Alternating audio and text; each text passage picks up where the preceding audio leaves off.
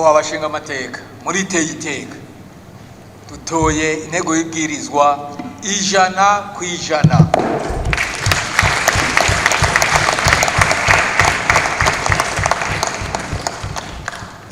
Inama nshingamateka yemeje 100% kuri uyu wa gatandatu igenekerezo rya 13 ruheshi umwaka w'ibihumbi 2026 integuro y'ibwirizwa rigenga amafaranga leta izokoresha mu mwaka w'amafaranga w'ibihumbi 2026 ushira w'ibihumbi 2027. Ivyo bikorwa bikaba vyatanguye kuri uyu wa gatanu itariki 12 ruheshi aho banyakubahwa abashinga amateka birije ko baraza ko bagiga bongera baritosora maze babona kuryemeza kuri uyu wa gatandatu. Ayo mafaranga rero leta itegekanya kuzokoresha akabarenga gatoyi imiliyaridi 7,000 z'amafaranga y'amarundi. Umushikiranganje ajejwe ikigega ca leta Dr. Alain Ndikumana akaba yamenyesheje ko iryo bwirizwa rizanya akarusho na cane ko mu kuritegura bakoranye n'imigwi itandukanye y'ibisata vy'igihugu kugira ngo bisunge ivyiyumviro vya bose. Mu gihe tuko turategura ino neguro twarashimikiye ikintu cyo kumviriza abantu bose cyo twita le cadre participatif. Si vya bindi nabisubiyemo bije yari yo muri finance gusa igategurwa muri finance ikakizana. Ubu mwarabonye yuko abatwara ibitaro twarabahamagaye, abamustaneri twarabahamagaye, abatwara amashira hamwe leta ifisemo imitahe twarabahamagaye, baya batusanzwe dufashanya ivyiterambere twarabahamagaye turabumviriza kugira tugire uguhitamo kwiza meilleur choix y'ivyo kugwa kandi turabe yuko n'amafaranga uko twagiye turagabanganya mu bisata bitandukanye byagiye bikogwa twumvirije abantu bose.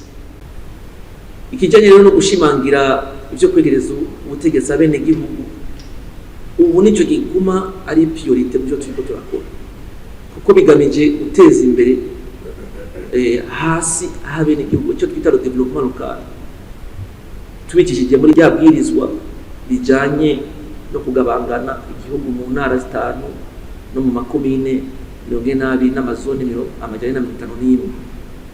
Rero niyo muri yo numero rero twaje turaba nibiki byagiye birasabwa kuri ibyo bisata bitandukanye nagiye ndavuga. Abubahwa abashinga amateka bashimye iyo nteguro bongera barashikiriza ibibazo bitandukanye hamwe n'intererano zabo. Muri vyinshi bashimiye leta y'u Burundi harimo umugambi yashize imbere wo kwiyubakira inyubako ibisata vyayo bizokoreramwo ikavavanura no gupanga. Aha leta ikaba itegekanya no kubandanya yiyubakira amazu ubuserukizi bwayo mu bindi bihugu buzokoreramwo.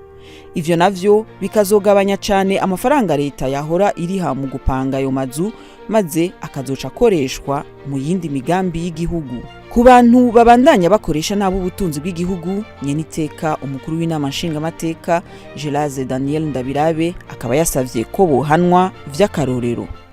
Hariho akamenyero abantu bafise icyo bita kwimenyera.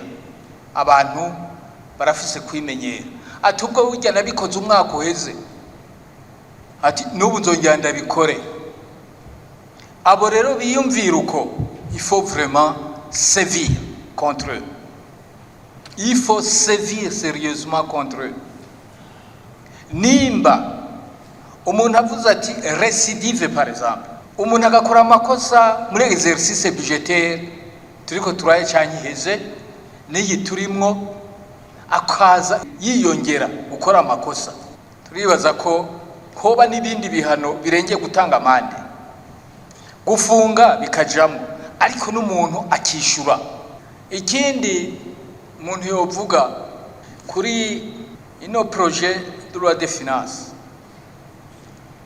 hari ikintu kumbure navuga nti cojamwo le suivi et l'évaluation. Hari hakwiye rero kuri loi de finance yuko hajako akandi bazongerako ka suivi et évaluation. Ndabivuge muri make ko ari ama mesures d'accompagnement, des mesures d'accompagnement kuko aho buryo burimwo ibikorwa birimwo ni vyiza effort iraboneka ariko none ko atabihano birimwo aha muri mesure d'accompagnement entre autres nuko habamwe ibihano kandi ibihano bishobora kuba ari realiste. Iyo nteguro y'ibwirizwa rigenga amafaranga leta izokoresha mu mwaka w'amafaranga w'ibihumbi 2026 ushira uw'ibihumbi 2027 yatowe hisunzwe ingingo y'182 y'ibwirizwa nshingiro rya Republika y'u Burundi ivuga ko inama nshingamateka yemeza amafaranga leta ikoresha ku mwaka. Bikaba bitegekanijwe ko iyo nteguro izocijanwa mu nama nkenguzamateka nayo nyene ikayemeza, maze nyenicubahiro umukuru w'igihugu agaheza akayitera ku mukono imbere y'igenekerezo rya mbere mu Kakaro.